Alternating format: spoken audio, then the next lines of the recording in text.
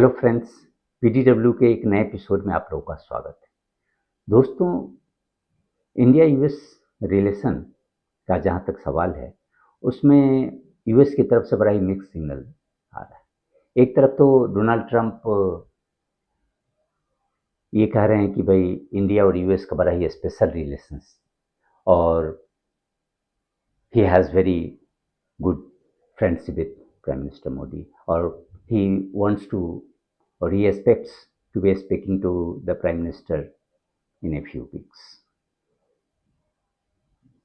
ये अगर आप देखें तो एक ब्रॉडर कंटेक्स्ट में, क्योंकि मार्को रूबियो का भी कमेंट देखें या इंडिया के जो एम्बेसडर डिजाइनेट हैं सर्गियो गोर, उन्होंने भी कहा है कि भाई India and US are not very apart, far apart on resolving the trade issues.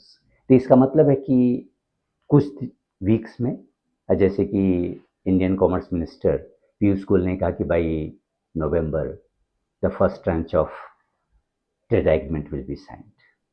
तो इस तरह से अगर देखें कि ये सारे जो पॉजिटिव कमेंट्स, लेकिन इसी के बीच जो कुछ नेगेटिव डेवलपमेंट्स हुए हैं।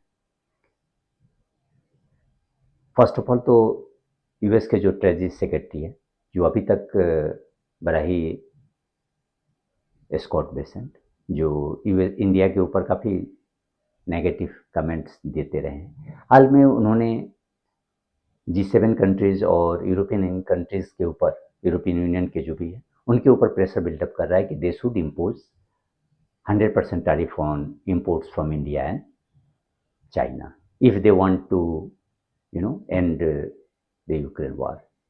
क्योंकि उनको लग रहा है कि भाई यूएस के रसिया के ऊपर जब तक प्रेशर बिल्डअप नहीं किया जाएगा, they won't be able to end the war. क्योंकि इसके पहले तो वही यूएस प्रेसिडेंट को बड़ा विश्वास था, और जैसा कि उन्होंने अपने इलेक्शन कैंपेनिंग और इवन उसके इनॉग्रेशन अपने यूएस प्रेसिडेंसी को संभालने के बाद भी उनका बड़ा ही विश्वास था कि भाई we have very good relationship with mister Putin and we will able to resolve this war within 24 hours. लेकिन 24 आवर्स क्या, कई महीने बीत गए, लेकिन अभी भी मैंने कुछ उम्मीद नहीं लग रही है कि he will be able to end the war. और इसीलिए वो काफ़ी फ्रस्ट्रेटेड फील कर रहे हैं। अब यूएस चूँकि प्रेसिडेंट फील कर रहे हैं frustrated, he is not able to mount pressure on Russian president. तो इसीलिए यद्यपि इंडो यूएस रिलेशन के ऊपर उनका बड़ा ही पॉजिटिव कमेंट आ रहा है और they have very good expectations of closing the deal at the earliest, लेकिन उनके जो ऑफिशियल्स हैं, क्योंकि अभी जो यूएस एडमिनिस्ट्रेशन में जो काम करने का तरीका है और कह लें कि डिसीजन मेकिंग प्रोसेस, उसमें US president is that top. वो जो कहते हैं बस वही, उसी को ये लोग फॉलो करते, उसी को आगे बढ़ाते रहते हैं। और इसलिए जैसे ही अब ये फीलिंग हो गई कि भाई US president is getting frustrated with Russian side, then उसके ऊपर ये लोग सारे अपील कह रहे हैं कि भाई G7 कंट्रीज़ को भी इम्पोज करना चाहिए टैरिफ, और इवन यूरोपियन यूनियन को इंडिया और चाइना के ऊपर टैरिफ इम्पोज करना चाहिए। लेकिन अगर आप देखें तो इसके पीछे उनकी एक रणनीति भी है। ये नहीं कि केवल फ्रस्ट्रेशन ही है, बल्कि वो एक सोची समझी चाल भी कर सकते हैं। क्योंकि हाल के दिनों में जिस तरह से इंडिया और यूरोपियन यूनियन के बीच FTA साइन करने के लिए जो एक्सेलरेटेड इनफैक्ट कहने की प्रोसेस से स्टार्ट किया गया है, और अभी भी जो यूरोपियन यूनियन के डेलीगेशन दिल्ली में है, और अगर आप देखें तो almost more than 60-70% work is already done. तो इन लोगों का एकदम ये है कि भाई एंड तक, by the end of this, by December in fact the deal will be closed.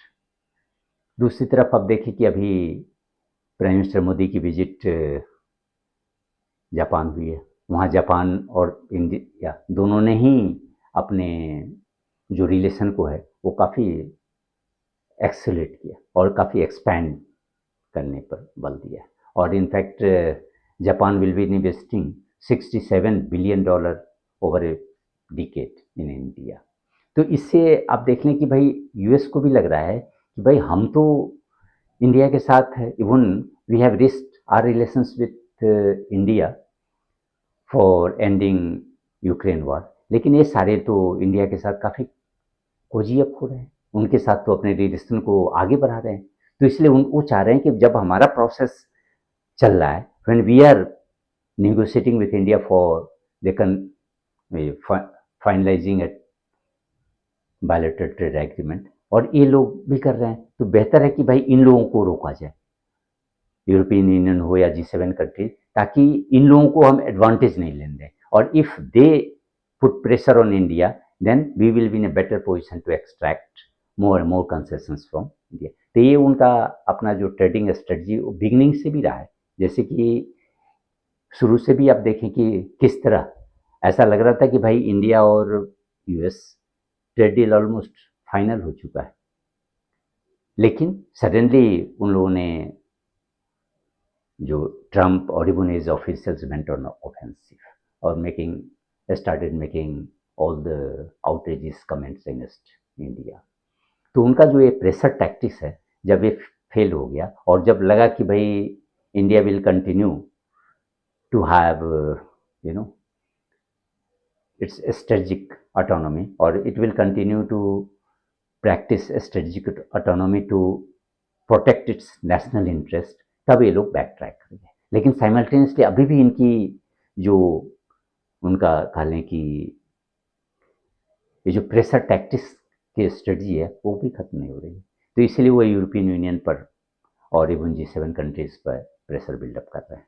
लेकिन इससे भी जो काफ़ी खतरनाक कह लें यूएस मूव है, वो US Republican senator in fact Bernie Moreno, उन्होंने एक बिल इंट्रोड्यूस किया है, that is HIRE act. It means उसका जो फुल फॉर्म है that is halting relocation of employment. और इसके तहत उन्होंने प्रपोज किया है कि भाई जो भी यूएस कंपनी जो आउटसोर्स कर रही है सर्विसेज को, उसे उसके ऊपर 25% ये जो टैरिफ और ये टैक्स इम्पोज किया जाए।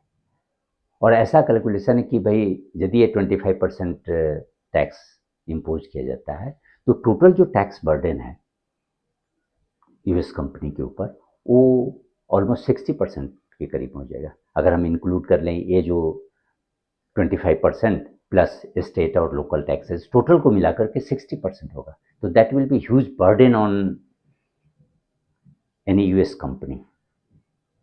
और इसके अलावे ये जो कॉरपोरेट टैक्स में जो एग्जिम्शन है वो भी, वहाँ भी वो डिडक्शन, ये जो पेमेंट है outside overseas payment plus tax, ये सबको डिडक्शन में क्लेम नहीं कर सकते।